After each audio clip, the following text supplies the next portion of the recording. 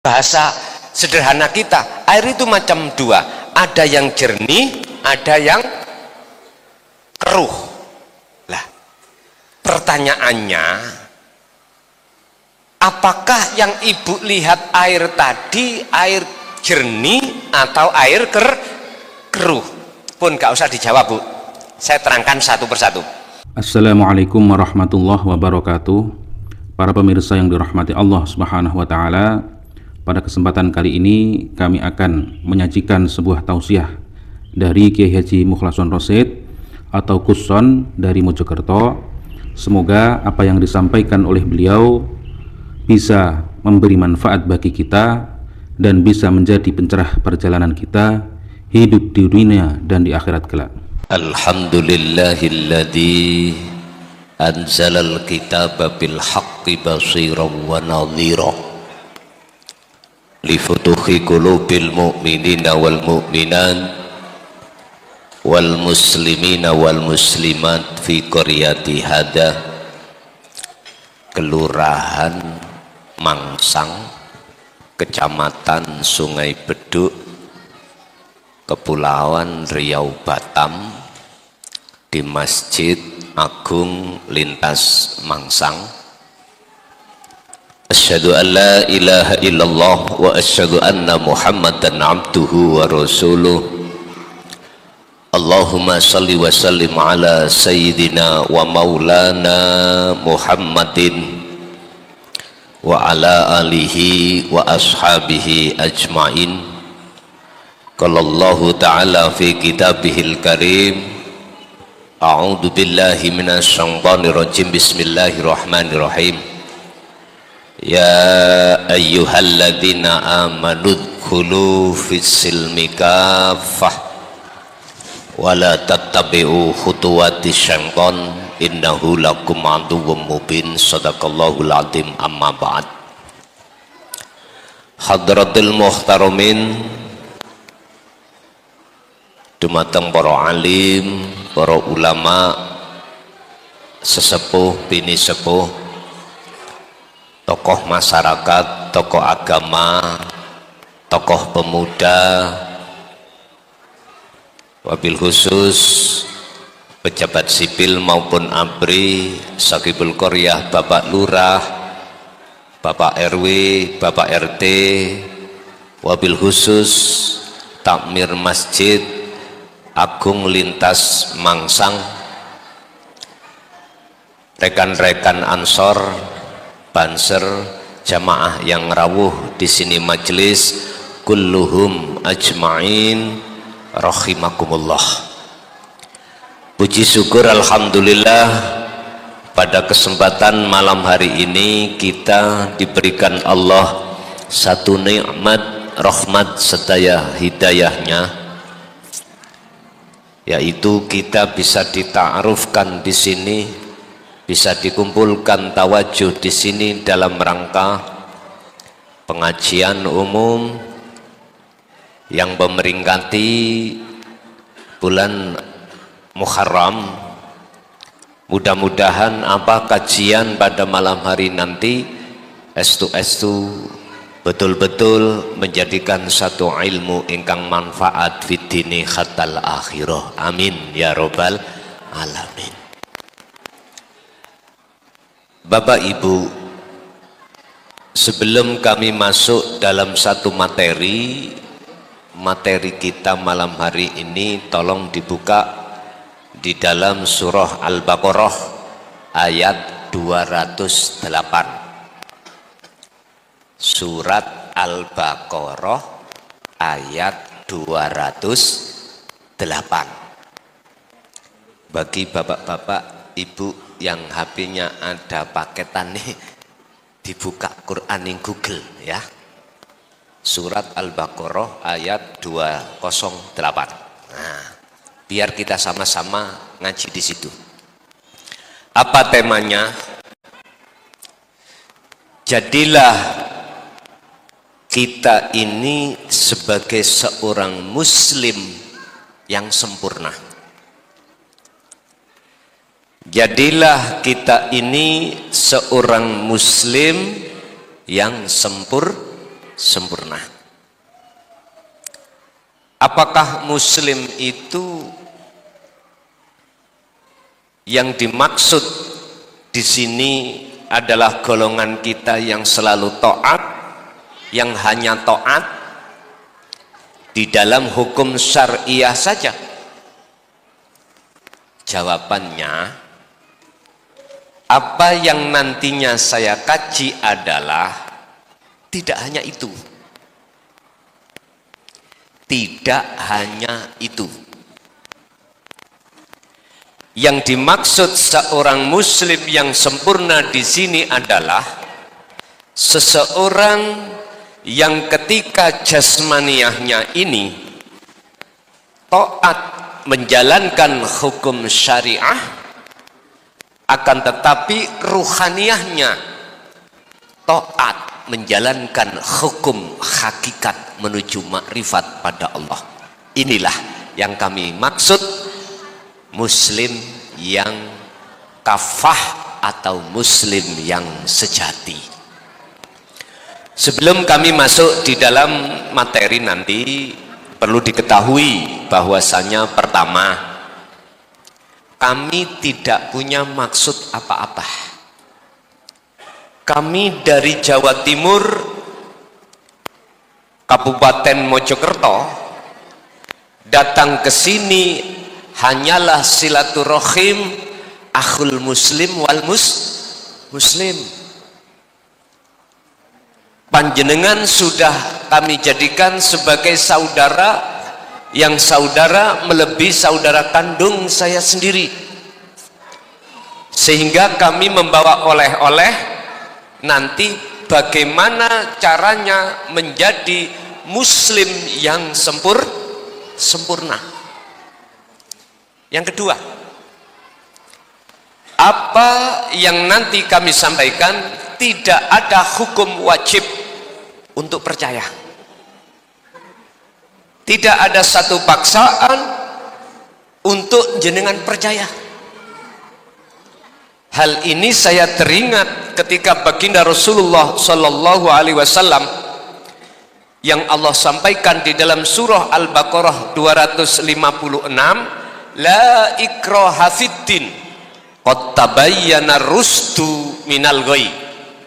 Muhammad, ajaran ini tidak boleh ada satu paksaan. Silakan umat percaya, silakan tidak.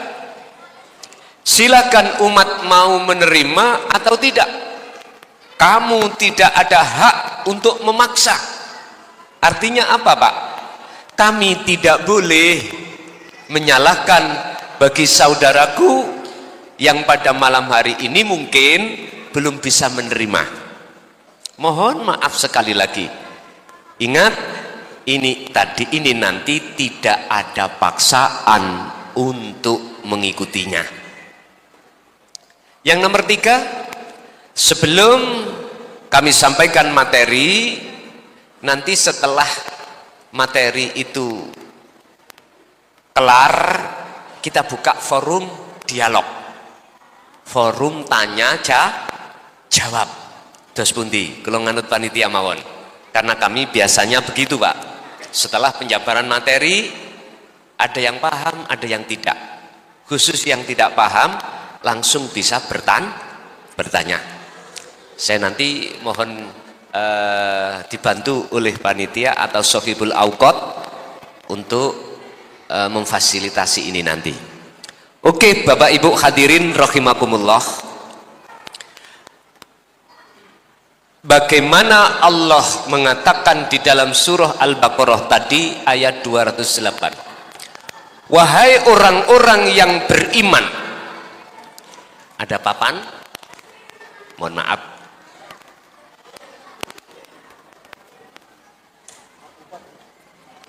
Oh iya, sponsor, nggih. Sabar. Ajeng mriki.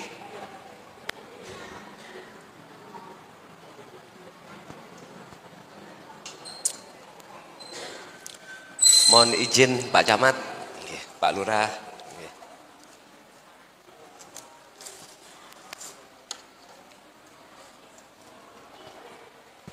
Kita telah dikenalkan tahapan kita di dalam agama Islam. Pertama adalah Islam, kedua iman, ketiga ihsan. Ini kunci kita. Ma huwa al-islamu? Apa yang dimaksud Islam? Ini ketika Rasulullah ditanya oleh malaikat Jibril terkait definisi tiga hal ini. Beliau menjawab, ketika seseorang itu sudah mengucapkan dua kalimat syahadah yang berupa asyhadu alla ilaha illallah wa asyhadu anna muhammadar rasulullah, sesungguhnya saya bersaksi tidak ada Tuhan yang wajib aku sembah kecuali Allah, dan sesungguhnya kami juga bersaksi bahwasannya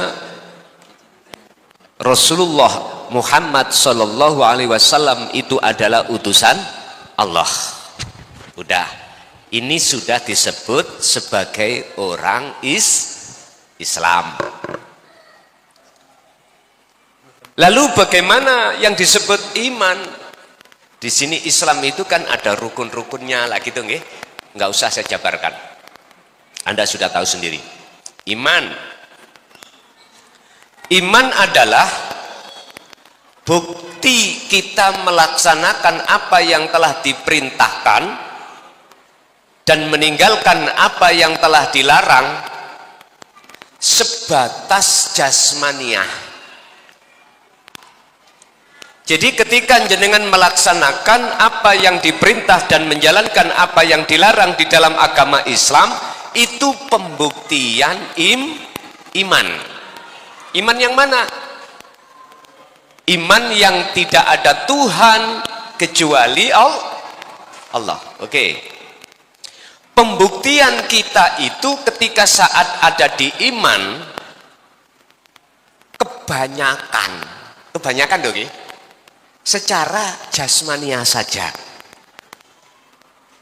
Mana itu larangan, kita tinggal secara jasmani. Mana itu perintah, kita jalankan secara jasmani. Sholat, zakat, poso, haji, itu perintah. Secara fisik kita lakukan.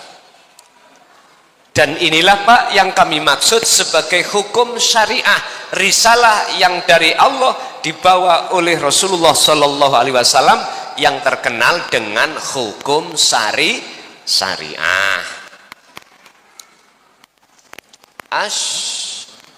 Syariatu ini adalah jasmani, sekedar jasmani, sehingga jangan heran kita ketika sholat hati ruhaniah kita ingat siapa Pak? Halo, ingat siapa? Jangan heran. Kita harus tahu manusia Allah ciptakan di dunia ini meliputi dua unsur, jasmani dan rohani. Kita terima atau tidak, kita yakin atau tidak, kita nggak bisa bantah. Karena ini kebenaran yang mutlak bahwasanya disebut insanul kamil, manusia yang sempurna itu ada jasmani juga rohani. Lah tadi ketika saat kita berbicara tentang syariah, hukum risalah yang dibawa Rasulullah, ternyata kita selama ini hanya jasmania.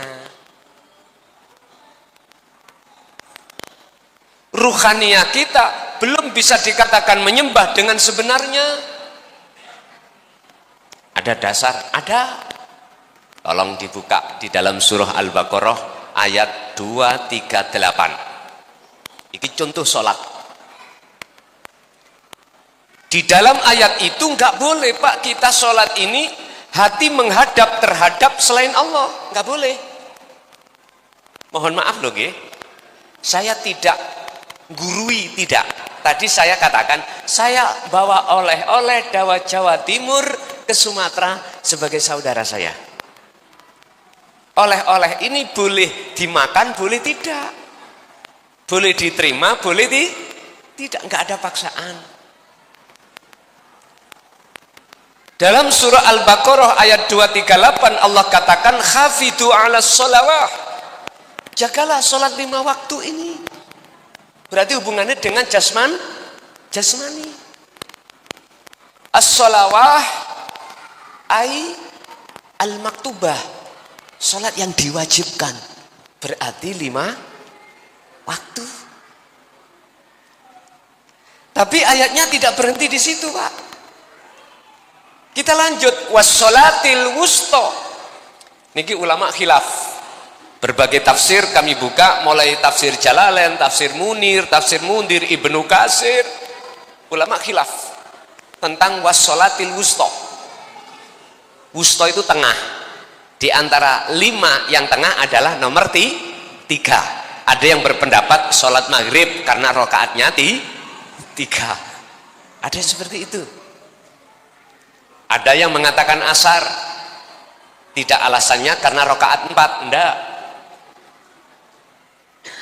Tapi bagaimana kalau kita melihat tafsir mutasabbihah, kitab atau Al-Quran yang ada di dalam dada jenengan, ternyata inilah risalah Rasulullah yang Allah sampaikan di dalam surah Al-Anbiya ayat 25. Surat Al-Anbiya ayat 25. Ini tadi Al-Baqarah ayat 238. Nah, ini adalah surat Al-Anbiya ayat 25. Dan inilah yang dikatakan sebagai risalah tauhidiyah. Atau lebih mudah kita kenal, itulah hukum hakikiyah. Tadi syariah, iki hakikiyah. Ada mengatakan hakikat. Kita mundur lagi ke syariat. Apa hukum yang berkenaan dengan syariah? Yang menganjurkan jasad sampan ini tinggalkan larangan dan jalankan perintah, itu satu irama dengan thariqah. Syariat dan thariqah. Apa thariqah? Jalan. Apa hakikat? Tujuan. Risalah dari Kanjeng Nabi khusus di jalur hakikiyah itu berbicara dan mendidik ruhaniyah. Kalau syariah adalah jasmani, kalau hakikat adalah ruhani. Bon. Sekarang kalau jenengan purun pingin sholati betul-betul khusyuk, betul-betul menghadap kepada Allah. Kita buka tadi lagi. Diteruskan ayatnya. Wassolatil wusto adalah sholat hakikat, sholat yang dilakukan oleh hati atau ruhaniyah dengan cara ini wajah tuwaj. Hiya, sesungguhnya kuhadapkan wajah ruhku terhadap wajah Allah. Nah, ini bahasan tauhid. Jikalau kau melakukan sholat itu tidak hanya jasmani saja, artinya juga rohani, wassolatil wusta, ayatnya dilanjutkan, wakumu lillahi qanitin ay khashi'in. Qanitin memakai makna khashi'in, khusyuk. Apa tarkib khusyuk? Definisi. Jenengan ketika sholat hati itu sudah tidak memandang selain Allah itu ada.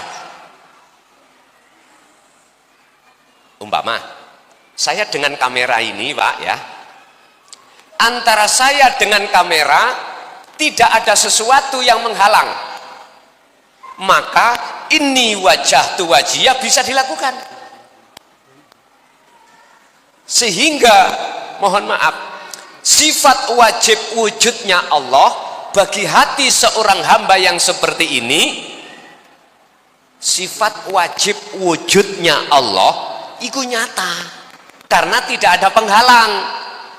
Lain Pak kalau ada penghalang, kelihatan nggak kelihatan. Mengapa kita selama ini sholat tidak tahu bahwasanya Allah di mana?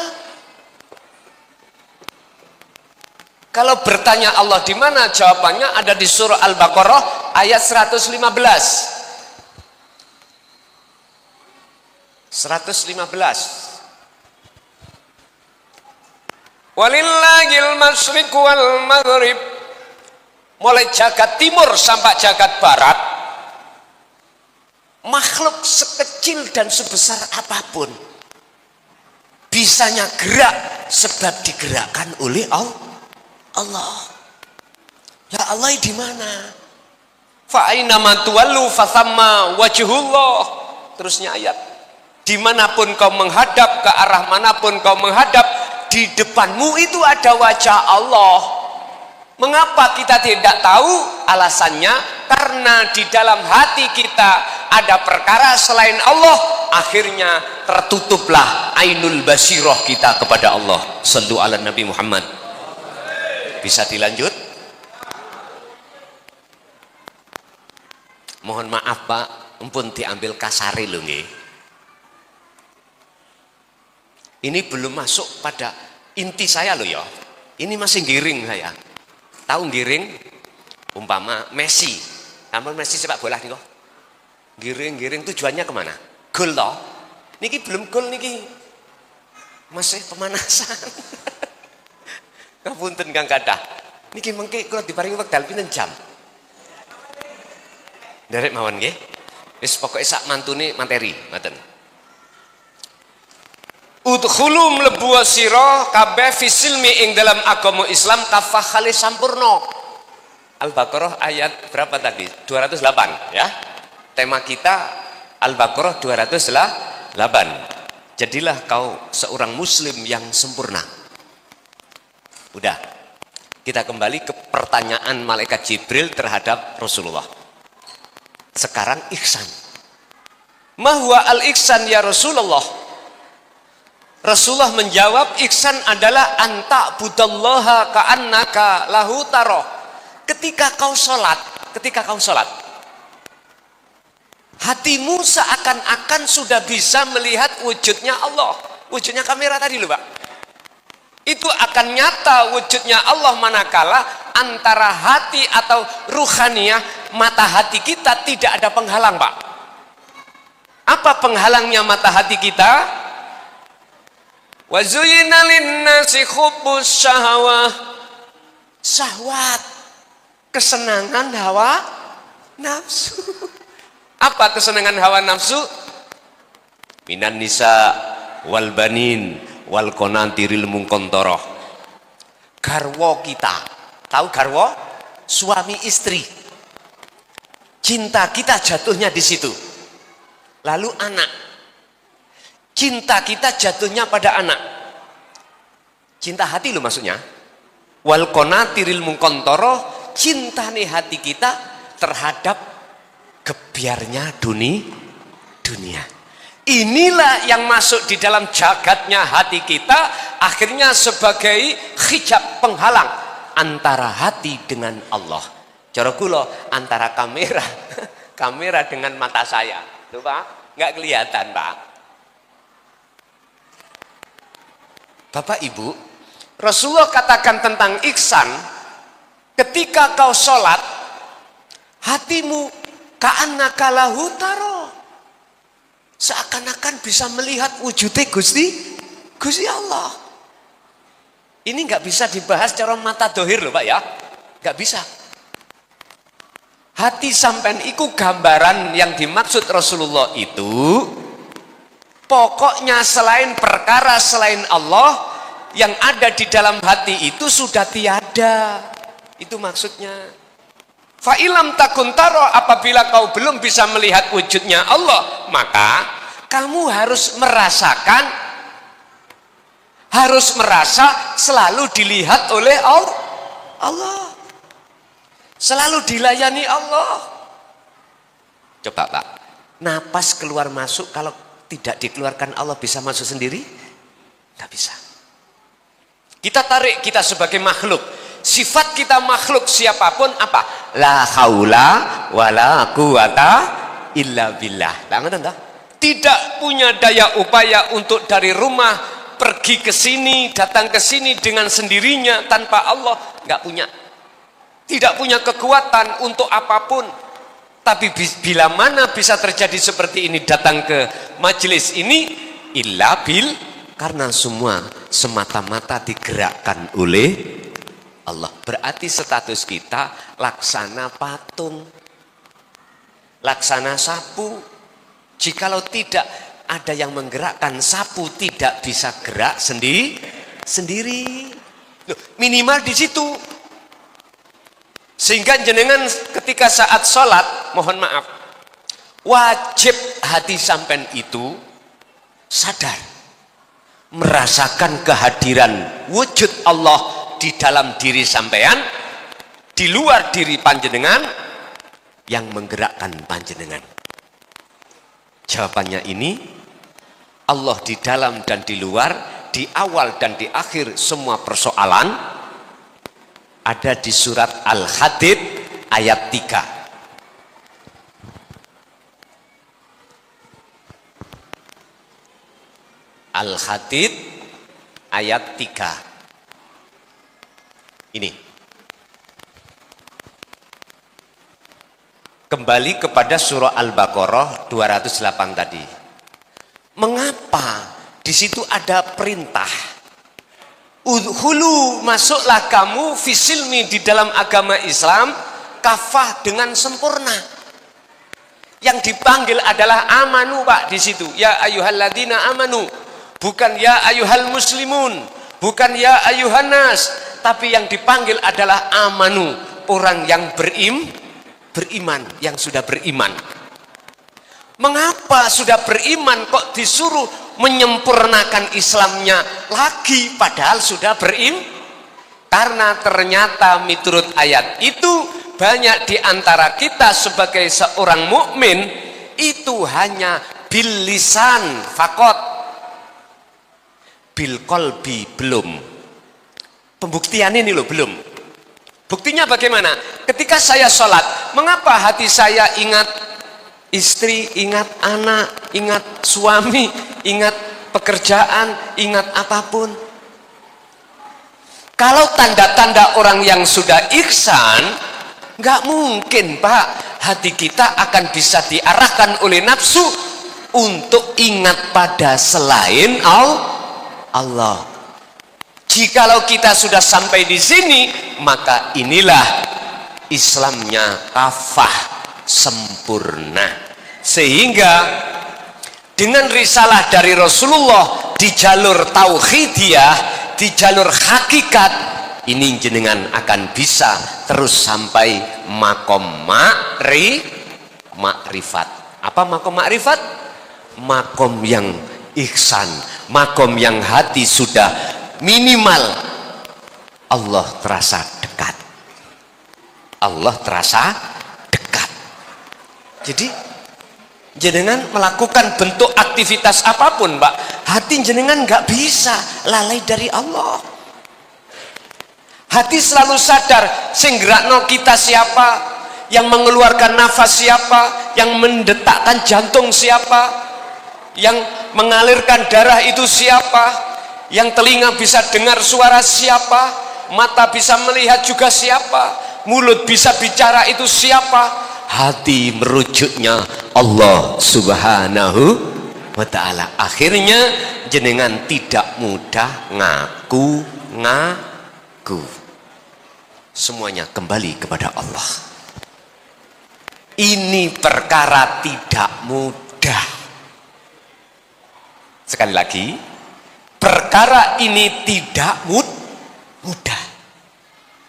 Tapi bukan berarti sulitnya itu selamanya sulit.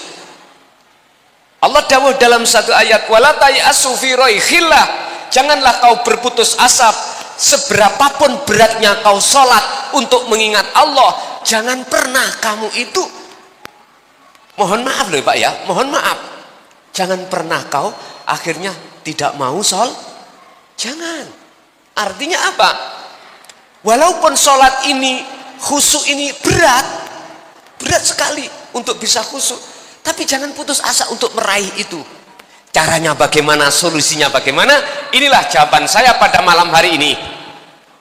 Tolong dibuka di dalam surah Al-Anbiya ayat 87. Surah Al-Anbiya ayat 25. Ini jawabannya dan solusi bagaimana kita untuk bisa melaksanakan dan mendapatkan derajat di mata Allah, ihsan atau muhsin, salat yang khusyuk. Sudah kami urai apa sebabnya kita selama ini sholat itu kok ingat pada selain Allah. Sudah kami urai semuanya. Sekarang solusinya bagaimana biar tidak seperti itu Pak. Ingat, kita itu sudah tua Pak. Umur kita berapa? Saya sekitar sekarang sudah masuk di 59. 59, jenengan bahkan di atasnya.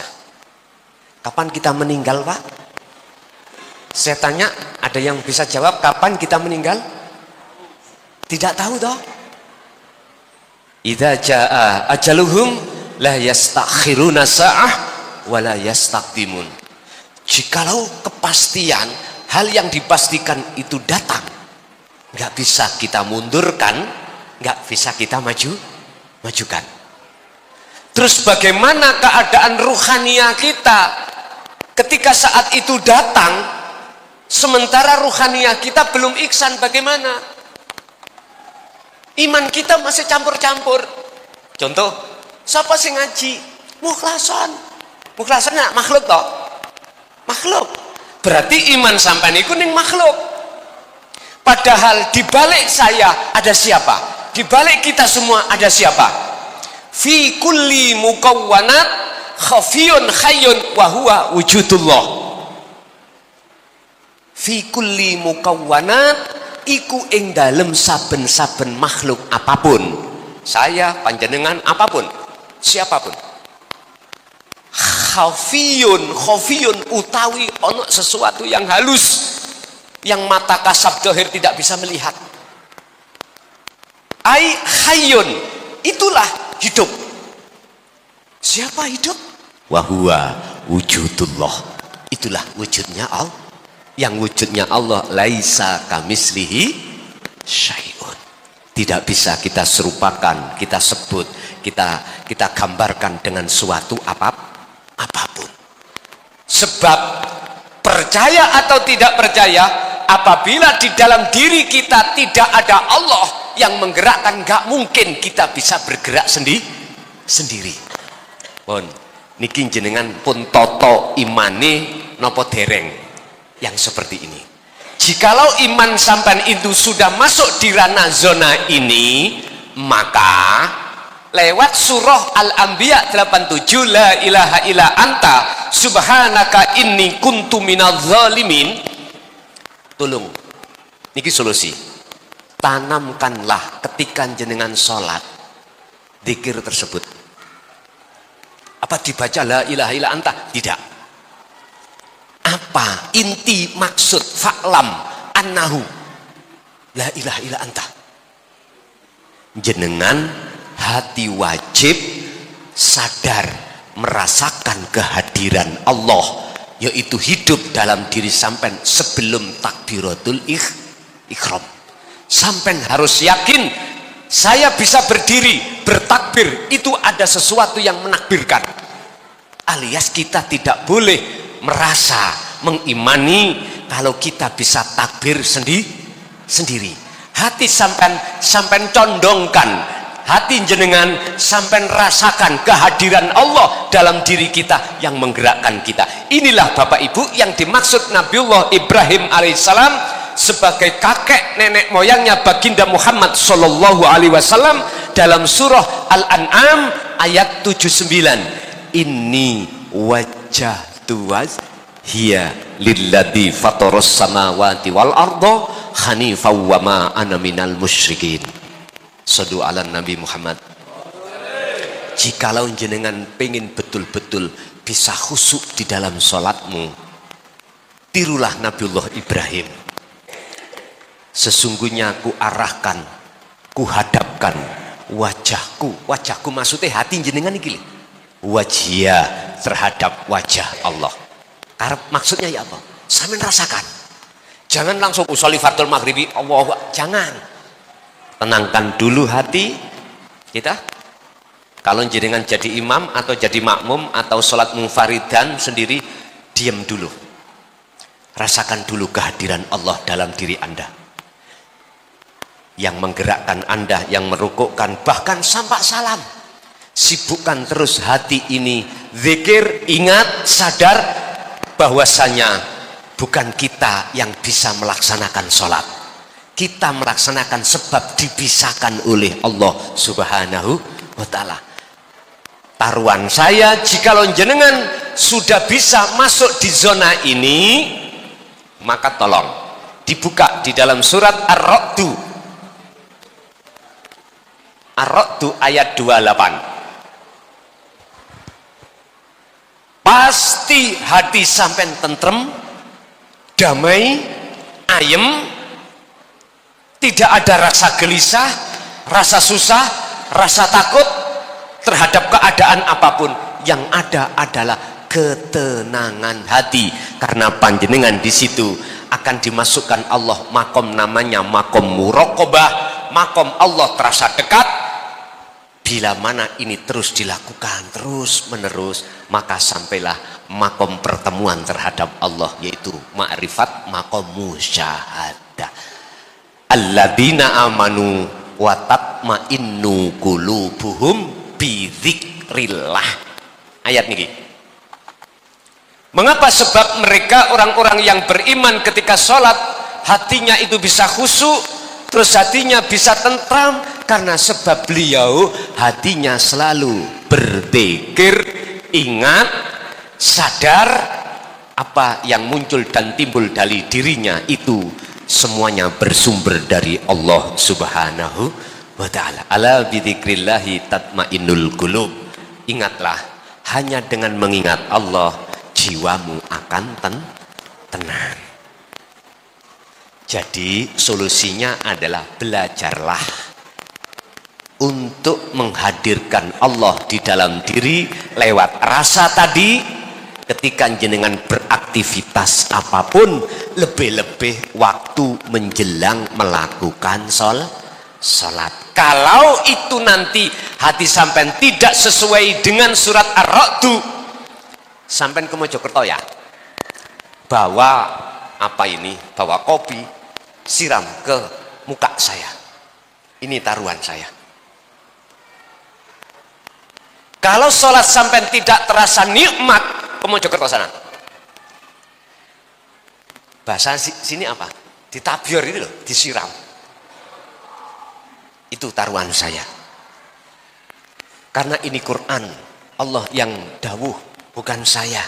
Saya hanya lesan dijadikan Allah untuk mengirimkan sinyal oleh-oleh dari Allah terhadap panjenengan. Saya ulangi, ini tidak ada paksaan. Monggo nek gelem jalan ke silakan, tidak pun tidak apa-apa, itu tidak salah mungguh jenengan. Tapi ingat, semua ada konsekuensi masing-masing. Sebelum kita masuk pada tanya jawab atau dialog, tadi kan sudah saya kasih solusi, ya dah. Bagaimana cara untuk kita itu bisa menghilangkan rasa keakuan diri atau makhluk sebagai penghalang hati kita kepada Allah, sehingga kita sampai tua pun melakukan apapun tidak ada kesadaran jiwa bahwasanya semua itu dari Allah. Ini sudah saya lakukan, saya kasih solusinya. Ini jenengan dari surah Al-Anbiya ayat 87, la ilaha illa anta, untuk melaksanakan zikir. Itu enggak dibaca Pak, tapi dirasa, dibuktikan, dipraktekkan baik di dalam waktu sholat maupun di luar aktivitas waktu sholat pun. Jikalau jenengan terus menerus melakukan zikir ini, maka akhirnya jenengan sampailah pada surah Al-Anbiya 25. Di situ Allah katakan, wa ma arsalna min qablika mir rasulin illa nuhi ilaihi annahu la ilaha illa ana fa'budun hadza siratum mustaqim. Ingat Pak, kita yang ada di syariat ini telah dibimbing oleh Allah lewat kalimat tauhid la ilaha illallah. Terus di thariqah kita dibimbing la ilaha illallah. Terus di hakikat kita dibimbing la ilaha illa anta. Terus yang di makrifat kita dibimbing la ilaha illa ana. Sudah lengkap Qur'annya. Jikalau saya jelaskan satu persatu antara la ilaha illallah sampai la ilaha illa ana, kalimat tauhid yang tertuang dalam Al-Quran ini, sabulan orang mari. 1 bulan nggak selesai kita. Saya berprinsip ngaji nggak usah lama-lama, sedikit paham dilakoni gitu aja. Nggak usah lama-lama sampai boyo sakit duduk, kasihan. Dikit aja. Jadi kita kembali kepada materi kita. Ketika saat sudah kita urai mengapa kita sholat itu selalu ingat selain Allah, sudah kami jelaskan. Sekarang solusinya bagaimana? Kita harus belajar ilmu tauhid di dalam la ilaha illa anta dan ana. Secara ringkas tadi dan prakteknya sudah saya kasih tahu. Tinggal jenengan sekarang adalah mau nggak untuk mempraktekkan. Ingat, nanti sebelum tidur Pak, tolong ya diangen-angen. Sampai buka surat Al-Isra ayat 72. Ini nggak main-main Pak. Di situ Allah katakan, barang siapa saat di dunia mata ruhnya, mata ruh yang disebut ainul basirah, atau sering kita dengar mata hati, lah itu masih buta terhadap Allah sebab ada tutupnya tadi loh Pak ya, loh raketok, kamera nih raketok, karena ada tutupnya. Sampai meninggal masih seperti ini. Fahuwa fil akhirati amma wa adallu sabila. Maka kita posisi ruh itu nanti di alam barzah, alam kebangkitan, alam hisab, atau alam ketika saat kita masuk di dalam melewati siratal mustaqim tetap buta. Sama renungi nanti ya. Kalau mata jasad kita nggak buta Pak, tapi kebanyakan kita matanya ruh kita itu masih keadaan buta. Dikatakan buta, ada sesuatu yang menutupi. Nah, cara untuk menghilangkan tutup ini tadi, berlakulah kita ruhaniyah itu dengan risalah yang dibawa oleh Rasulullah tentang dinul haq, ai dinut tauhid, huwallazi arsala rasulahu bil huda wa dinil haq, ai dinut tauhid. Di sini tauhid yang mana yang dimaksud? Ini pengenalan diri terhadap la ilaha illa anta, tentang Allah, konteksnya di dalam wujud. Ini dalam nama la ilaha illallah, itu adalah nama pengenalan kita kepada Allah. La ilaha illallah, pengenalan kita kepada Allah sifat. La ilaha illa anta zat. Kemudian la ilaha illa ana wis gak bisa dibahas. Jenengan paling dawuh ngeten mengke. Oh iki ya. Nantinya itu. Fahimtum? Pak Nyun Sewu, sekali lagi saya katakan, pesan saya dari surah niki Al-Isra 72, janganlah jenengan yang hadir di sini, aku mohon jangan mati dulu, estu jangan meninggal dulu sebelum ainul basirah jenengan tutupnya tersikap.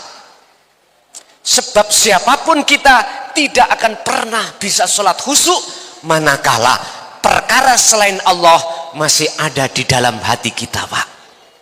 Ingat surat Al-Mu'minun ayat 3, ayat 1 dan 2. Qad aflahal mu'minuna alladzina hum fi salatihim khashi'un. Sungguh beruntung bagi orang-orang mukmin ketika sholat itu dalam keadaan khusyuk. Berarti wong mukmin siapa? Wong mukmin yang imannya sudah ihsan. Ihsan itu benar, betul itu tidak ada iman selain Allah. You understand? Oke. Kesimpulan dari materi ini adalah pertama, manusia Allah ciptakan itu hanya satu tujuannya, illa liya'budun. Wa ma khalaqtul jinna wal insa illa liya'budun, menyembah. Wa qala aidan wa ma umiru illa liya'budullaha mukhlishina lahuddin khunafa'a wa yuqimus shalah wa yutuz zakat wa dzalika dinul qayyimah. Menyembah. Apa sih menyembah itu? Menghadap. Menghadap itu bagaimana? Bersahadah, bersuhud, bersaksi. Ingat, mata dohir ini Pak untuk menyaksikan makhluk. Fis samawati wa ma fil ard, apa isi langit dan bumi, mata dohir. Tapi mata batin ainul basirah hanya bersaksi untuk Allah saja. Asyhadu alla ilaha illallah. Untuk bisanya hati hanya beriman, bersaksi hanya pada Allah yang sesungguhnya, maka laksanakanlah perintah apa yang telah dilakukan Rasulullah, yang Rasulullah jadikan sebagai teladan, dibuka di dalam surah Al-Ahzab ayat 21. Apa teladannya Rasulullah? Al-Ahzab. Ngeten nggih.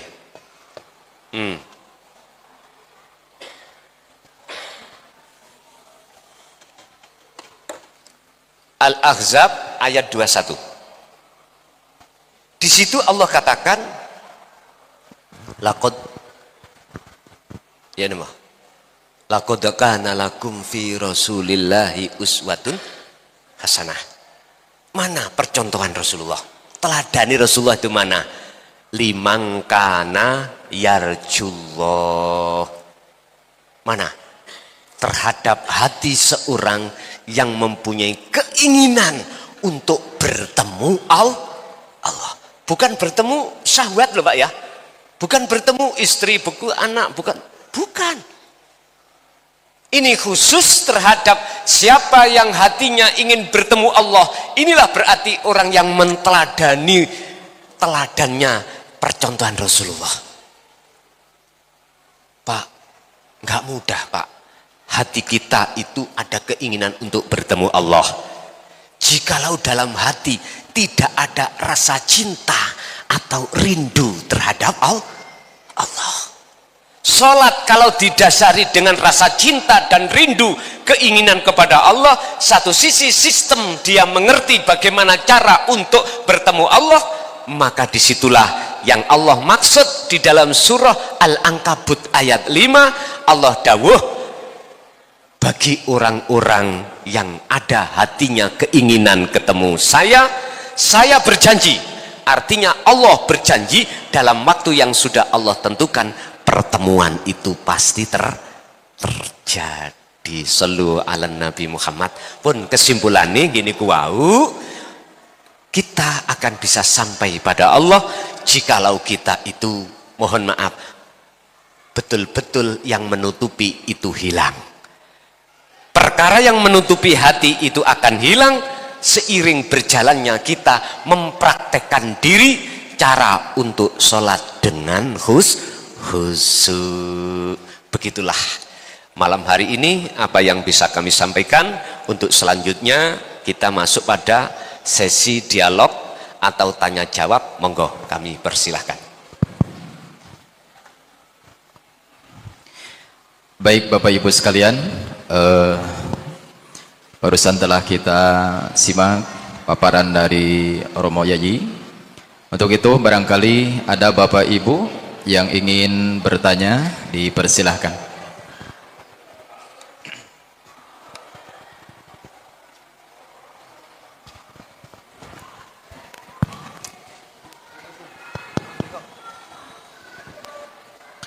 Bismillahirrahmanirrahim. Assalamualaikum warahmatullahi wabarakatuh. Waalaikumsalam warahmatullahi wabarakatuh. Perkenalkan, nama kami Heri Sawici Pak Yai. Mohon izin kami mau bertanya kepada Pak Yai mengenai hijab tadi. Mengenai hijab. Hijab. Karena sangatlah rugi bila kita meninggal dunia kita belum mengenal Allah, sedangkan tiap hari kita sujud, rukuk selama 5 waktu, tapi ternyata kita belum mengenal Allah. Jadi bagaimana caranya kita menghilangkan rasa, mungkin bagi kami ya, rasa kecintaan dunia lah. Dunia itu macam-macam isinya, ya istri, harta, jabatan dan semuanya Pak Yai. Jadi bagaimana biar cepat kita bisa paham mengenal Allah sehingga sholat kita bisa khusyuk hanya Allah dalam hati kita. Terima kasih. Assalamualaikum warahmatullahi wabarakatuh. Waalaikumsalam warahmatullahi wabarakatuh. Tolong dibuka di dalam surah Al-Ahzab ayat 4142. Itu jawabannya dari pertanyaan. Ya ayyuhalladzina amanu dzkurullaha dzikron katsiron. Wahai orang-orang yang beriman, uzkuru, ini kata perintah. Ini memakai fi'il amar. Perintah. Berarti di mana ada perintah, di belakangnya ada sesuatu yang amat penting. Kita sebagai anak, kita punya orang tua. Orang tua mengatakan, wahai anakku, lekaslah kau berangkat sekolah. Ini perintah. Perintah, di balik perintah itu ada sesuatu yang paling penting. Apa yang paling penting? Hilangnya kebodohan kita, terus kita akan mengerti tentang apa yang diajarkan oleh guru-guru kita. Contoh, ilmu matematika. Oleh karena kita memperhatikan perintah orang tua kita untuk pergi sekolah belajar ilmu matematika, maka asalnya kita tidak bisa menjawab 1 tambah 1 sama dengan 2, maka ketika saat sudah belajar mengerti, kita bisa jawab. Mengapa Allah memerintahkan kita untuk berzikir? Apa sih zikir itu? Ingat. Secara lugot, zikir adalah ingat. Itu lugot. Zikir bahasa Arab. Bahasa Indonesianya kita ingat. Ingat siapa? Bagaimana kita akan bisa ingat sesuatu? Namun sesuatu kita nggak tahu. Bisa tak kita ingat? Misalkan, taruh aja jenengan ini tidak pernah bertemu saya. Anggap aja gitu. Terus jenengan ini punya teman. Teman-teman bilang, saya punya teman namanya Mukhlason. Dia biasanya itu mau diperintahkan untuk tausiah ke sana, tapi jenengan nggak pernah tahu yang mana wujudnya Mukhlason. Bisa dikatakan ingat dengan benar? Betul bisa. Ini secara logis mawon Pak. Tapi maksud ingat pada Allah itu yang bagaimana? Yun sewu, sadar atau tidak sadar jenengan, sebetulnya sebelum jenengan ini dijadikan manusia, ruh itu sudah pernah bertemu Allah. Buka surat Al-A'raf ayat 172. Alastu birabbikum. Ini dialog langsung antara jenengan ruh terhadap Allah. Betulkah aku Tuhanmu? Maukah kamu besok untuk menyembah hanya padaku? Maukah kamu hanya bercinta padaku? Jenengan jawab bagaimana? Kita jawab, qalu bala syahidna. Siap. Ingat Pak jenengan? Enggak ingat. Mengapa nggak ingat? Inilah persoalannya. Allah mengapa mengutus, mohon maaf, memerintahkan nafsu atau iblis untuk menguji kita. Sampai seberapa mau kita untuk betul-betul melaksanakan perjanjian terhadap Allah itu. Setelah kita mengatakan siap, wa nafakhtu, Allah tiupkan roh itu terhadap jasad. Mengapa kita nggak ingat? Karena kita dipengaruhi oleh nafsu, bahwasanya kita itu tidak pernah bertemu Allah. Makanya Pak, mohon maaf, sejak kita akil balik, disitulah awal-awal hati kita belajar mencintai selain Allah. Yang laki sudah balik, mulai cari cewek. Yang cewek juga begitu, sudah balik, mulai suka sama laki. Akhirnya diteruskan nikah. Jatuh cintanya banyak. Tadi kita sama istri, sekarang keinginan punya anak. Dikasih anak, akhirnya jatuhnya cinta hati kita anak. Tidak berhenti di situ. Apa? Kita mesti mikir sandang, pangan, papan. Harta benda yang bermateri atau tidak bermateri. Yang alasannya untuk mencukupi keluarga. Apakah itu enggak boleh? Loh, itu perintah. Al-Qasas 77. Wala tansa nasibaka minad dunya. Urusan dunia jangan kau tinggalkan. Tapi wabtaghi fima atakallah darul akhirah. Di situ ada Allah. Hadapkan hatimu terhadap Allah. Ngoten lho maksudnya. Tapi kita berhubung ajaran tauhid yang di la ilaha illa anta wa ana dan ana, atau ajaran hakikat menuju makrifat, sejak wafatnya beliau baginda, mohon maaf, Sayyidina Ali karamallahu wajah, terasa disembunyikan. Yang digelar itu hanya di dalam urusan syariah dan thariqah. Ini fakta. Inilah alasan yang mendasar mengapa kita sebagai umat ya, bukan ulama, sebagai umat nggak ada kemajuan di dalam salat kita. Paling tidak sing penting gugur kewajiban. Terus bagaimana status inna sholata tanha anil faksha wal munkar? Gak berfungsi ini. Makanya mohon maaf, saya ini mendakwahkan tauhid la ilaha illa anta dan ana Pak sudah 25 tahun ini. Tapi mohon maaf, tidak semudah apa yang kubayangkan. Cacian, makian, bahkan mohon maaf, saya sudah masuk penjara Pak 3 tahun. Mohon maaf, tapi tidak menjadikan saya mundur ke belakang, tapi tetap saya melangkah ke depan sampai akhir hayat saya nanti.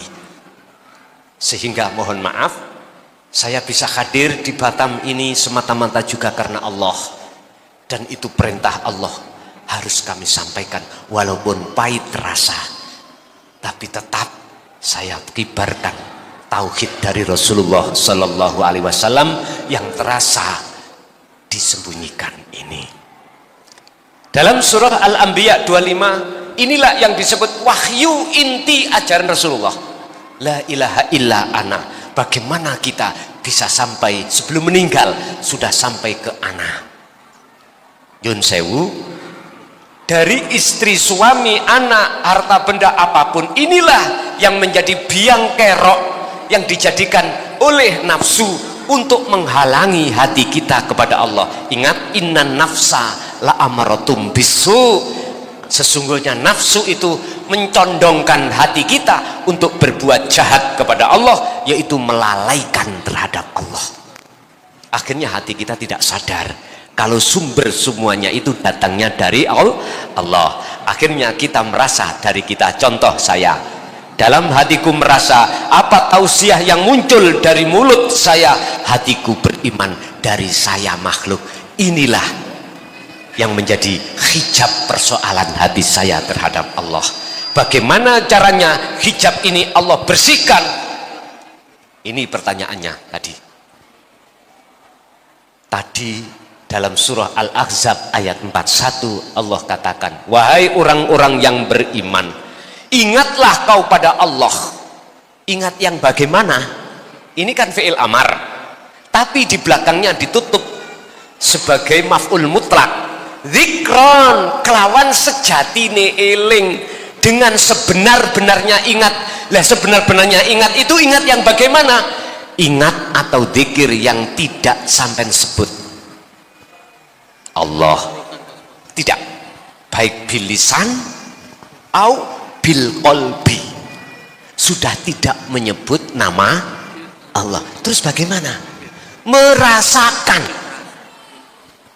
Merasakan kehadiran wujudnya Allah hidup dalam diri kita. Itulah wujudnya Allah yang harus kita imani, sebab karena dialah kita bisa berjalan ke sini, kita bisa berdiri, rukuk, sujud, duduk. Hati kita harus terus memfokuskan diri untuk menghadirkan Allah lewat rasa di situ. Dengan cara inilah Bapak Ibu yang dimaksud zikron kathiron. Berarti zikir yang dimaksud sejatinya zikir adalah kesadaran di dalam hati kita bahwasanya segala hal apapun yang muncul dan timbul seluruh makhluk sumbere sangka Gusti Allah, sumbernya dari Allah Subhanahu wa taala. Satu. Nomor dua, fasabbih, ayat yang 42, fasabbihu bukrata wa asila. Walaupun kau melakukan zikir terus seperti itu, suatu saat jenengan kemasukan lagi, kekotori lagi. Jikalau terkotori lagi, fasabbihuhu bukrata wa asila, baik siang maupun malam, terus lakukanlah pembersihan. Ini yang disebut tazkiyatan nufus, bebersih diri dari perkara-perkara selain Allah. Caranya kembali lagi sampai berzikir. Berarti kuncinya kita adalah berzikir. Yang kumaksud zikir, sadar, kesadaran hati bahwasanya kita makhluk iku tidak bisa apa-apa, tidak punya apa-apa. Udah los kalau gini. Jikalau jenengan mau seperti ini, tak jamin gila hati sampean. Gila. Dalam bahasa kitab majdub, jadab. Hati, bukan jasmani Pak yang gila, hati yang gila. Sudah sampean pilih. Enak mana gila pada Allah hati ini dengan gila pada istri orang? Enak mana? Ibu, enak mana gila pada Allah dengan gila pada suami orang? Sampean jawab sendiri. Udah, Anda sendiri yang milih. Atas pertanyaan Bapak tadi, mestinya lebih baik gila pada Allah. Pun ini tak sampaikan, tak tambahi satu lagi. Jikalau jenengan mau, monggo. Kalau nggak mau, nggak masalah. Apa? Jenengan harus melakukan kholwat, uzlah. Apa itu? Tinggalkan istri, tinggalkan anak, tinggalkan kerja, tinggalkan apapun. Berani? Ayo. Ya lihat keadaan sampean mawon. Kalau keadaan sampean ini kerja, keadaan apapun, tolong Sabtu Minggu adakah libur satu hari? Udah, gunakan itu untuk sebaik-baiknya. Bilang sama istri, bilang sama anak, ayah mau masuk kamar nggak keluar, satu hari satu malam. Gunakan terus hati berzikir terus. Loh, berarti nggak ada yang dirugikan toh Pak? Nggak ada. Saya tidak merintahkan 40 hari 40 malam. Niki lihat kondisi jenengan. Ya kalau jenengan sudah pensiun bisa. Dan di pondok saya, memang saya membuat pondok, saya sengaja untuk memfasilitasi jenengan yang sudah free. dari pekerjaan, free, apapun, monggo silahkan ke sana 40 hari, silahkan 40 malam, silahkan. Yang jelas kalau sudah lulus ndang pulang, praktekkan di rumah. Saya yakin jikalau jenengan terus menerus menjaga zikir, walaupun nafsu terus memberikan kotoran, nanti Allah bersihkan, nanti Allah bersihkan. Begitulah terus menerus. Nggih, lanjut.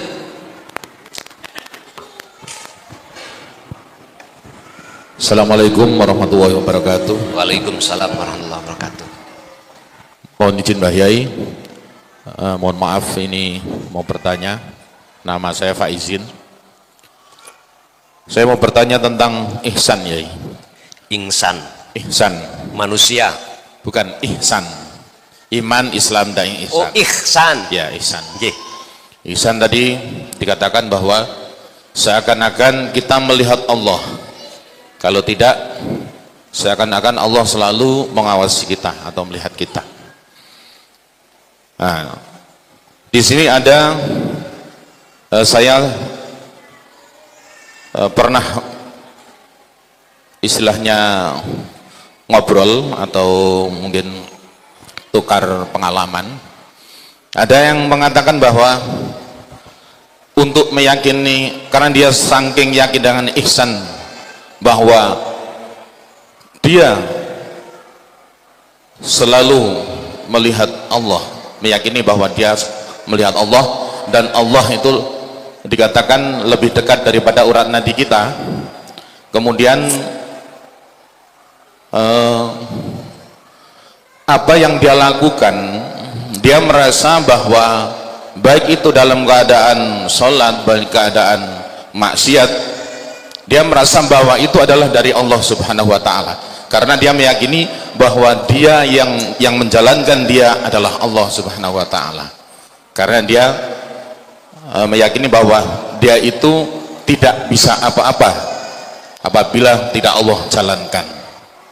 Bahkan apa yang dia katakan, dia juga meyakini bahwa itu adalah dari Allah, walaupun perkataan itu kadang-kadang perkataan maksiat, kadang-kadang perkataan atau nasihat yang baik. Mungkin itu penjelasannya bagaimana, Yai? Nggih.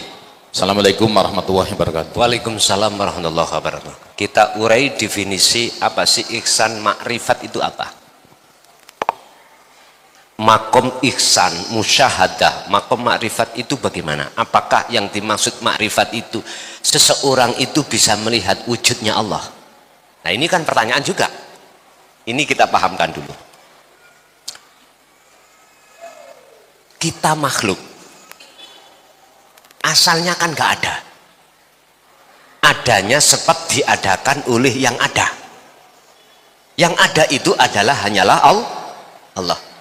Sakit diterima ini? Kita itu makhluk, asalnya tidak ada, adanya sebab diadakan oleh yang ada. Ketika proses pengadaan inilah yang disebut innalillahi. Sekarang bagaimana perjalanannya? Wa inna ilaihi rajiun. Kembali. Ini yang jarang manusia mau pedulikan. Padahal nanti juga melakukan wa inna ilaihi rajiun. Kalau toh kita itu adanya sebab diadakan dan kita asalnya tidak ada, kalau sudah dikatakan kembali kepada yang, mohon maaf, asal kita, akhirnya kesimpulannya begini, mungkinkah kita makhluk yang asalnya tidak ada bisa melihat yang ada?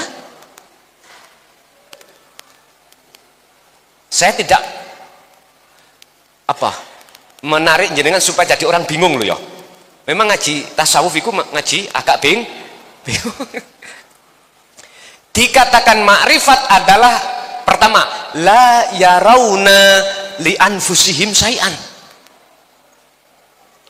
Selain Allah sudah nggak wujud. Kapan hati itu sudah di zona di situ? Kapan? selain Allah itu sudah tidak wujud. Karena sifat wajib wujud itu hanyalah milik Allah. Makanya dikatakan sifat nafsiyah. Pak nyun sewu, kita merasa wujud itu karena kena dorongan nafsu untuk ngaku-ngaku kita punya sifat wujud. Wa anibu ila rabbikum wa aslimu lahu min qabli ayyatiyakumul adzabu thumma la tunsarun. Az-Zumar 54. Lekaslah kau kembali kepada asalmu. Asal tidak ada, kita kembali kepada yang tidak ada. Kita kan sementara kan merasa ada sebab diadakan oleh yang ada. Ayo kita kembali ke asal kita. Tidak ada. Siapa yang sudah kembali ke asalnya, maka disitulah akan nyata siapa sebetulnya yang ada. Ini kita harus lakukan dzikir tadi yang tanyakan yang pertama, terus menerus. Kalau sudah berzikir terus menerus, maka Allah akan melaksanakan pensucian dalam hati kita dari kotoran-kotoran hati. Setelah proses ini sudah terjadi yang disebut sebagai tazkiyatun nufus, maka sampailah pada makom makrifat atau makom ihsan. Dikatakan makrifat yang kedua, yusahiduna annal fa'ila huwallahu ta'ala. Artinya, oh sing wujud ternyata adalah ana. Ana siapa? Ana Allah. Terus ana makhluk mana? Fana semuanya. Loh, ketika saat di situ barulah sah linabluwakum, ujian apa yang dari aku bisyarri wal khairi. Dia sudah tidak bisa memandang siapa-siapa. Yang dia pandang di dalam hati hanyalah Allah. Maksudnya bukan si makhluk itu bisa memandang Allah. Bahwa makhluknya sudah tiada, berarti yang memandang Allah wujudnya Allah sendiri. Sita, Allah pernah berbuat maksiat? Gak pernah tak? Apakah Allah salah membunuh seluruh makhluk? Salah? Artinya apa, Pak? Seseorang kalau ditanya oleh sebab alasannya sudah sampai di makrifat khairihi wa syarrihi minallah, itu orangnya sudah nggak ada, Pak. Kita aja yang melihat dia masih ada, tapi yang bersangkutan sudah merasa nggak ada. Bingung badan? Terus bagaimana mungkin dia dikatakan bisa melakukan maksiat, bisa dikatakan melakukan taat, lawang dianya sudah nggak ada? Berarti yang bisa melakukan hanyalah yang ada. Sita, jenengan iki meneng bingung napa? Terus pundi? Bingung nggih. Aduh. Pun ngeten mawon. Saged kula gosok niki? Saged kula gosok? Oke. Bisa ya hapus ya?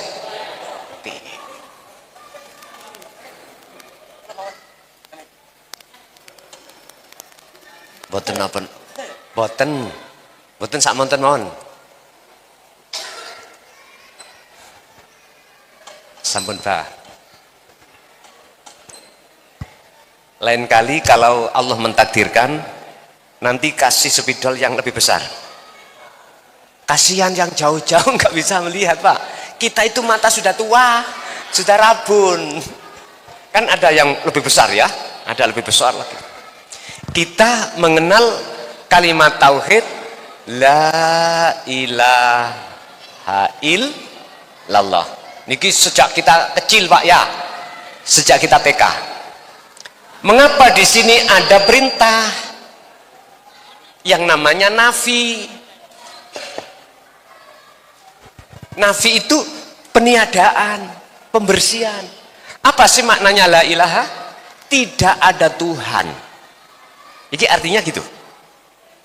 bersihkanlah, nafikanlah di dalam dadamu. Maksudnya dadamu itu adalah hati. Tuhan, Tuhan, tuh. Selain ini nanti sebetulnya tidak ada. Olehnya ada sebab kau merasa ada. Akhirnya kau ada-adakan. Akhirnya Pak Nyun Sewu, jangan heran kalau saya minum kopi, mohon maaf nggih, terasa pahit.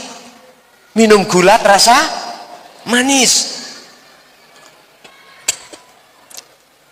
Satu pertanyaan, mukhlason, pahit itu, rasa itu datangnya dari mana? Mesti jawabnya kopi. Manis dari, aku tanya, kopi dan gula itu makhluk apa kholik? Makhluk ya. Mengapa imanku jatuh di situ? Ini semua kita gitu loh Pak. Seorang ibu punya suami, ayah. Tiap bulan ayah selalu kasih nafkah, ya. Ibu setiap hari selalu memasakkan suami atau anak-anak. Ditanya, siapa yang kasih uang kamu? Mesti jawabnya suami. Siapa yang memasakkan kamu, yang meladeni, memasakkan kamu? Mesti kita jawab istri. Aku tanya, istri, suami, makhluk napa kholik? Makhluk. Jikalau di situ tidak ada Allah, nggak akan bisa berfungsi ini. Mengapa jatuhnya iman kita pada sesuatu yang nggak fungsi, yang nggak punya daya upaya untuk bisa melakukan apapun, padahal di situ ada yang hak yang bisa melakukan. Inilah kita Pak, prosesnya kita akhirnya ada perintah, nafikanlah di dalam dadamu Tuhan, Tuhan tuh yang sudah kadung masuk. Jikalau kau sudah lakukan proses ini, maka illallah isbat, tetapkanlah, imankanlah yang memasakkan kamu, yang kasih kamu uang, yang membikin pahit dan manis itu hanyalah Allah.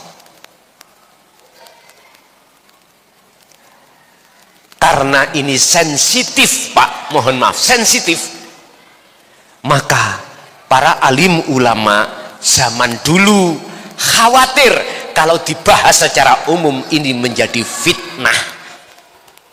Akhirnya memakai bahasa isyarah, sanepan, yang pada akhirnya kita sebagai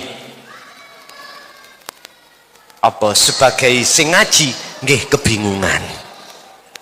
Lah sekarang saya mencoba untuk saya putar, nggak pakai isyarah, langsung seperti ini. Tapi resikonya itu tadi, saya sebelum di penjara itu Pak, saya ngalami sudah diusir dari kampung. Seperti beliau Nabiullah Yunus keluar dari kampung karena kaum itu tidak mau menerima ajaran ini tahun 2007 Pak. Tapi itu tidak kulaksanakan. Saya tidak mau mundur tadi, saya tetap maju ke belakang, maju ke depan.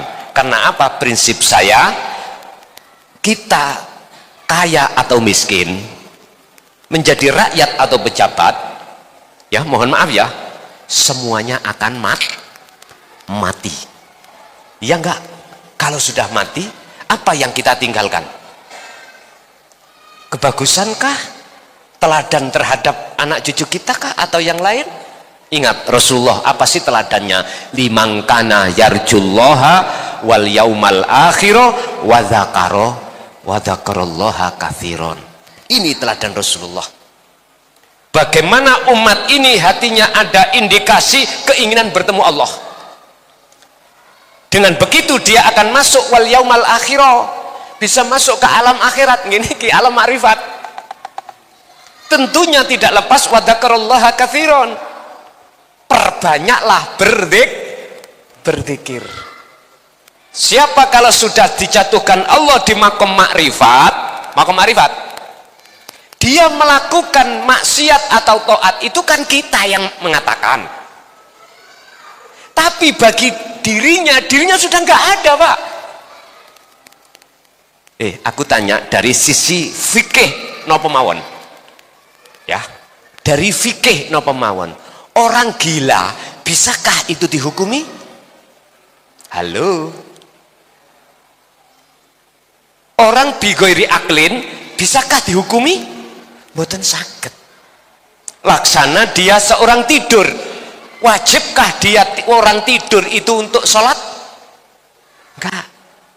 Fikih manapun dari mazhab apapun, Imam Syafi'i, Maliki, Hanafi, Hambali sepakat orang-orang yang bighairi aklin itu tidak bisa disentuh oleh hukum. Jenengan tidur, terus jenengan waktu tidur sampai bisa Pak ingat, oh iya aku sarungan, oh iya aku celana, nggak mungkin toh. Semua Allah lupakan semuanya, segala urusan apapun dunia. Itulah laksana orang makrifat, hatinya sudah dilalaikan apapun bisa dihukumi dah. Mohon maaf, di dalam golongan makrifat itu ada dua makom Mbak ya. Artinya ada dua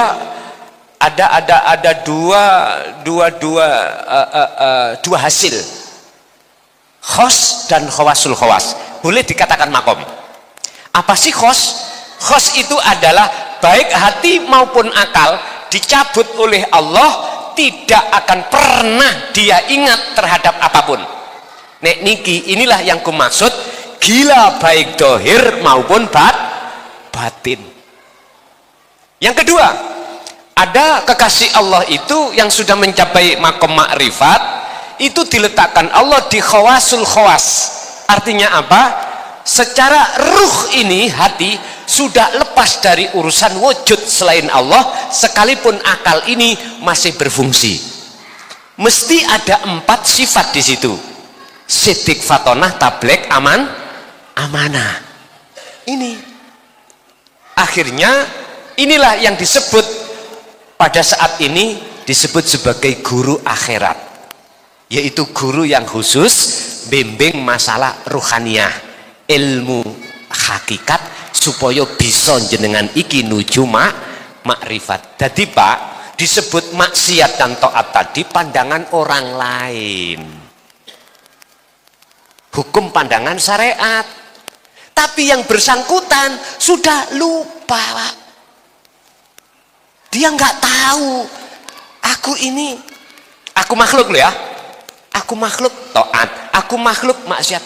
Bagaimana mungkin dia sudah tidak ada terus dia bisa melakukan? Nggak mungkin. Yang bisa melakukan hanyalah sesuatu yang wujud. Siapa? Hanyalah Allah. Ini keadaan hati beliau. Lah kita yang tidak bisa masuk ke situ mesti mengatakan, oh itu maksiat, ya toh? Oh itu taat. Akhirnya di dalam teori tasawuf di sini mengatakan khairihi wa syarrihi minallah. Begitulah. Sekarang yang penting sekarang bagaimana kita bisa mencapai tingkatan zona ma'rifat dulu. Nanti jenengan wis kalau sudah di sini menang sudah nggak tanya. Oh iya. Sing penting kita adalah sebagai petani menanam jagung, nggak usah mikir ndang buao, kayak nggak usah. Cukup kita menanam, lalu bagaimana caranya tumbuhan ini subur kita jaga. Waktu pupuk kita pupuk, waktu kita kasih air kita kasih air. Itu nanti urusan buahnya Allah Subhanahu. Artinya dzikir apa yang sudah Allah berikan terhadap kita, kita bangun setiap saat dan waktu. Nanti buahnya makrifat Allah sendiri. Mungkin masih ada ibu, mungkin kita kasih kesempatan, barangkali ibu ada, barangkali loh ya. Ada bu, kalau ada ngacung, kalau nggak ada nggih mohon.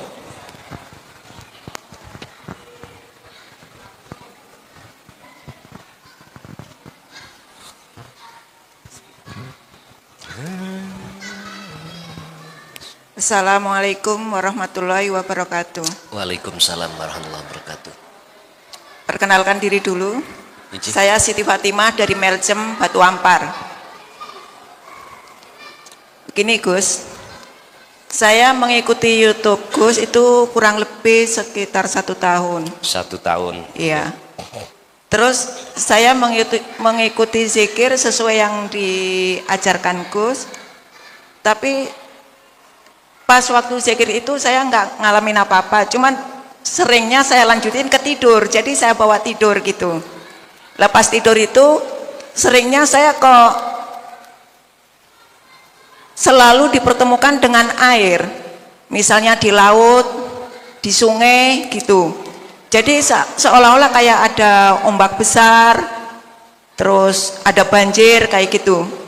Terus pernah juga saya mengalami kayak digulung ombak itu.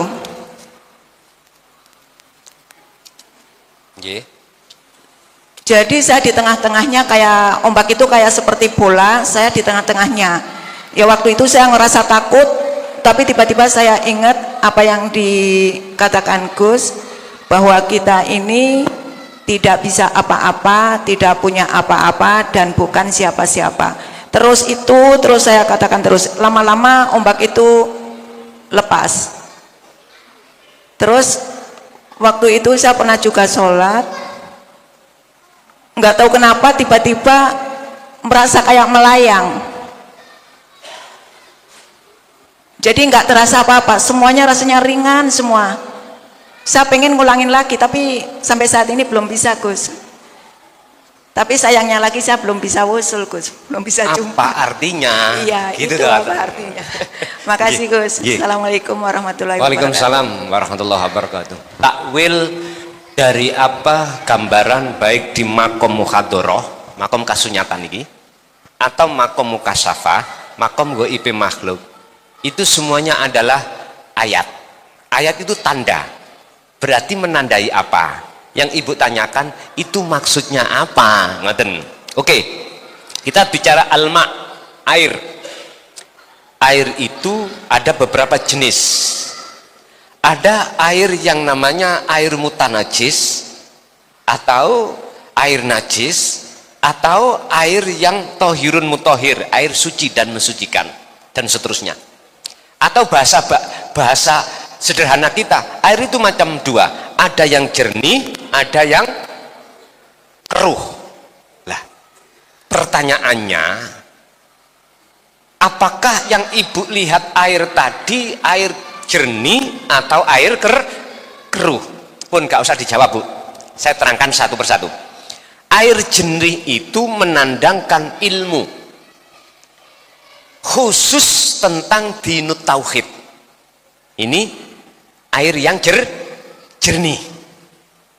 Kalau kita kembali ke fikih, ini adalah tohirun mutohir, air suci dan mensucikan. Ini atau bisa kita sebut sebagai air mutlak. Bapak Ibu, kalau air keruh, ini menandakan tentang syahwatudun dunia.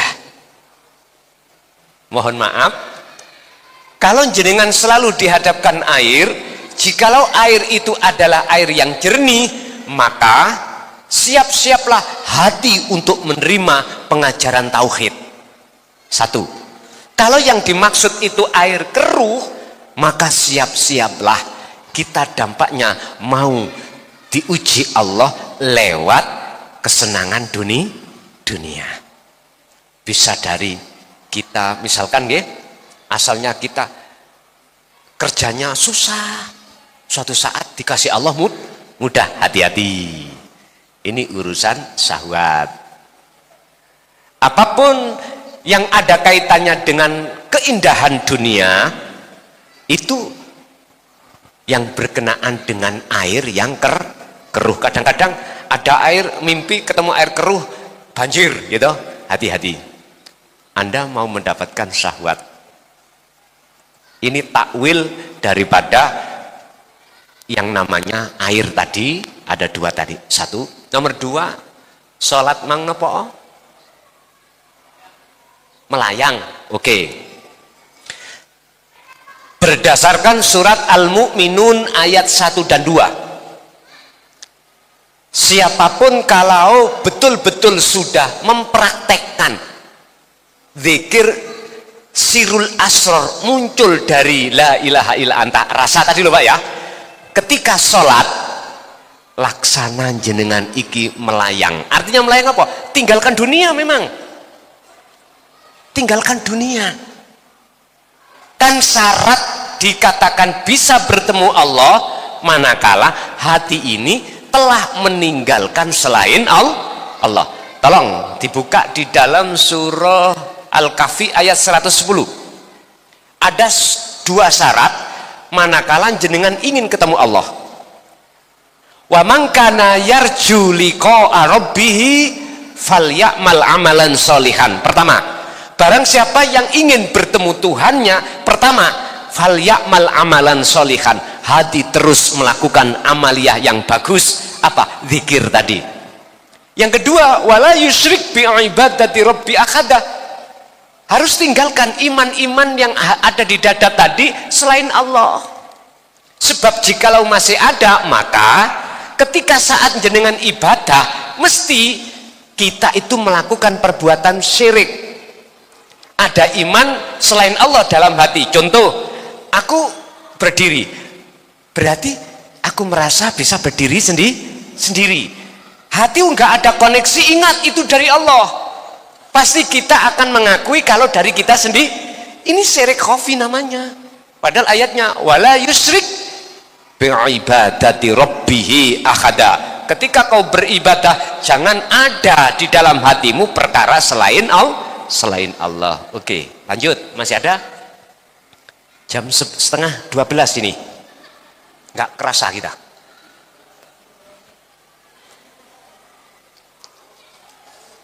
Tasih wonten kula nganut panitia mawon. Panitianya kula manut mawon.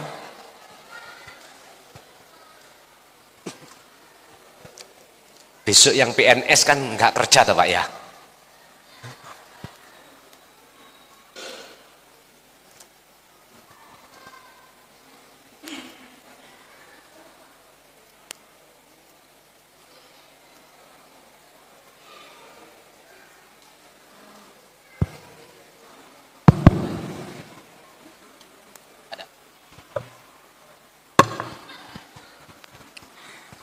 Assalamualaikum warahmatullahi wabarakatuh.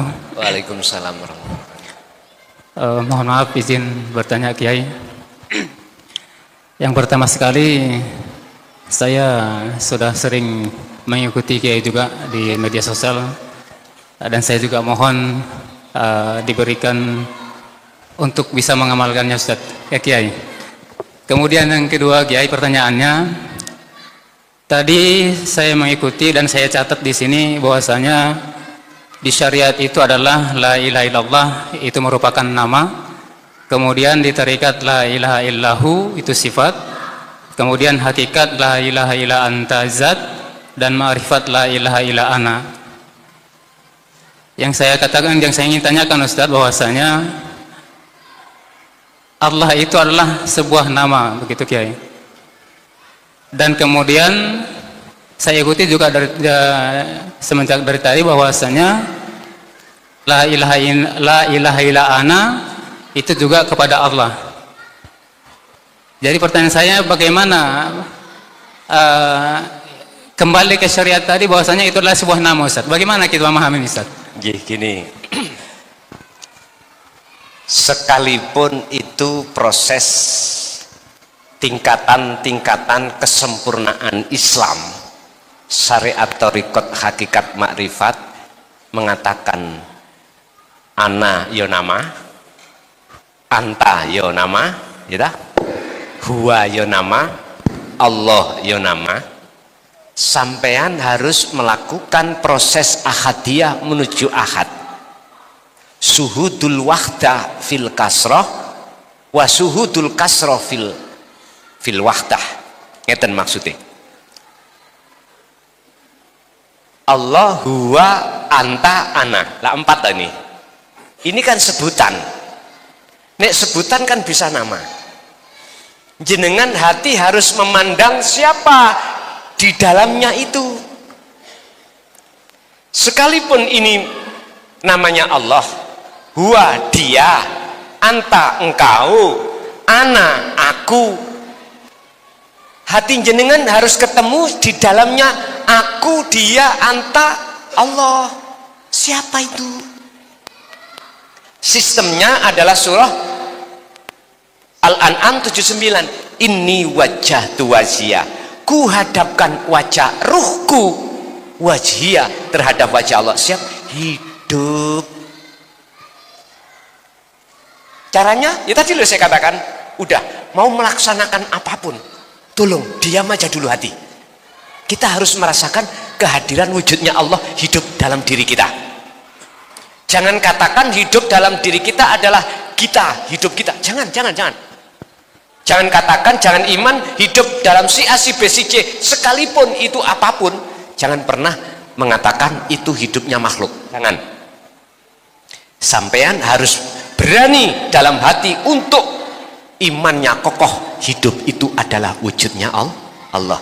Lah, kalau sudah masuk di sini, maka walaupun diucapkan Allah, diucapkan huwa, diucapkan anta, diucapkan ana, hati sampai diem, tetap gak bisa goyah. Tapi kebenaran apa yang di dalam ini, kalau bahasa ulama ahli tasawuf sing berhati-hati, ya, nggak mau mengucapkan di luar. Contoh, siapa yang memberikan kamu makan? Allah. Jadi dia nggak berani mengucap Allah, tapi mengucap sing masak istri. Tapi di dalam sini iman yang benar, merasakan lewat rasa tadi, itu caranya, itu maksudnya. Sekalipun ditanya, mohon maaf, siapa yang kasih uang kamu? Lesan mengatakan suami, tapi di dalam hati ngucap Allah. Ya hidup itu sing tak maksud yang tidak diucap, diem. Tapi Pak, ada ulama ahli tasawuf sudah makrifat ini yang nekat, apa yang kebenaran di dalam dikeluarkan. Seperti sinten Al-Halat. La fi jubbati ilallah. Ditanya, ya Al-Khalat, siapa yang ada di dalam jubahmu itu? Jawabannya, la fi jubbati ilallah. Tidak ada di dalam jubahku itu kecuali Allah. Loh, Pak nekat toh niki? Nekat. Akhirnya apa yang terjadi, Pak? Fitnah, ya toh?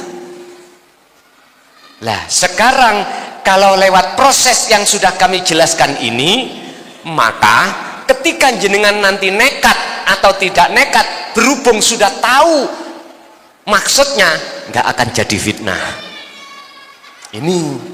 Tapi bagi orang lain yang tidak mengerti, pasti akan jadi fitnah. Jadi yang dimaksud jenengan wau, walaupun ini masih sebutan, yang dikatakan ahad, tunggal esa, itu hidup itu. Jadi siapa yang berperan di balik Allah, huwa, anta, ana. Masih ada, Pak? Terus bagaimana caranya hati sampean terus klik di hati itu yang maksudnya ana nggak bisa disebut, nyatani hidup itu. Kembali lagi lah, asah terus zikir fikuli akhwalika, di dalam keadaan apapun jenengan tolong zikir sadar ini jangan dilepas, sebab Allah sudah katakan wa'tasimu bihablillahi jami'an wala tafarraqu. Jangan pernah tali Allah itu kita lepas, pegang teguh. Dengan cara begitulah, inilah yang dimaksud Nabi Ibrahim kepada Allah berdoa, ya Allah jadikanlah negaraku negara aminan, negara yang aman. Negara apa? Negara hati. Aman dari siapa? Hawa nafsu. Cukup Bapak, 11:30? Masih ada panitia?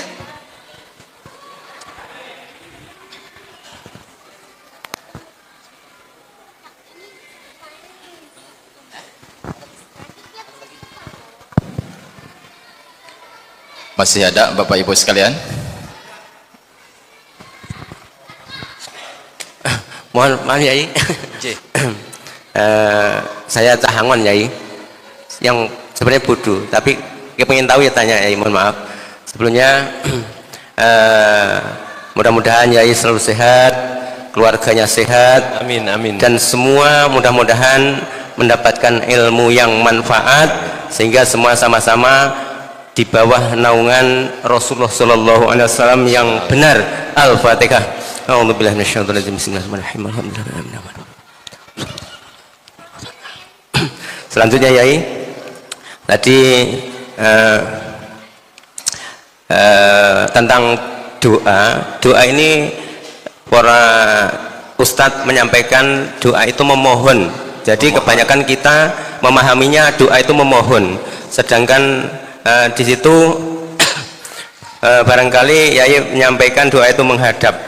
Dan juga keduanya, apakah orang bodoh itu oleh Allah masih diberikan peluang untuk bertemu hamba yang terpilih? Apakah orang yang bodoh seperti kami ini sebagai orang penggembala bisa dipertemukan, Allah memberikan kesempatan bisa bertemu hamba yang dipilih yang menjadi penerusnya Rasulullah Sallallahu Alaihi Wasallam. Terima kasih, mohon maaf. Assalamualaikum warahmatullahi wabarakatuh. Kalau kita bicara tentang hamba yang dipilih, itu adalah kita harus melihat ruhaniyah, jangan hanya melihat jasmaniyah. Alladzina yastami'una al-qaula fayattabi'una ahsanahu. Az-Zumar 18. Yang disebut orang yang dipilih adalah seseorang yang hatinya ketika mendengarkan inti dari ajaran Rasulullah di jalur tauhid, dia beriman. Tidak hanya beriman, tidak hanya menerima dan beriman, tapi fayattabi'una ahsan, dia laksanakan apa perintah di dalamnya itu. Laksana, kita ngaji tentang la ilaha illallah, tauhidnya nafi isbat, kita faham. Kita tidak berhenti di situ, kita laksanakan di dalam setiap aktivitas kita masing-masing. Itu maksudnya. Terkait masalah doa, di situ yang banyak tidak kita sadari tentang kalimah ud'uni astajib lakum.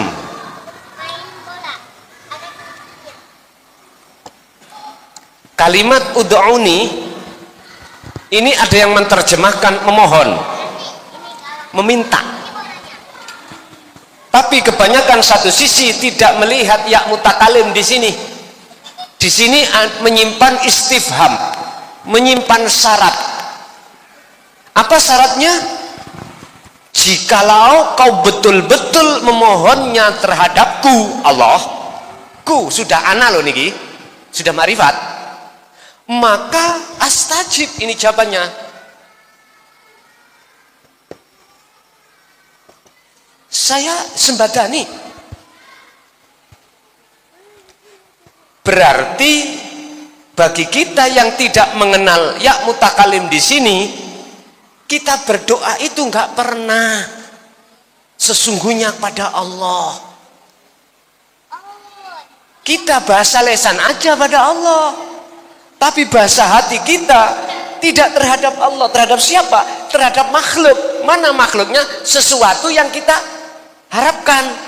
Buktinya kita ngarep-ngarep, harap-harap, lekas-lekas, ndang teko, ndang datang apa yang kita Pak Nyun Sewu. Mengapa di sini ada ya mutakalim?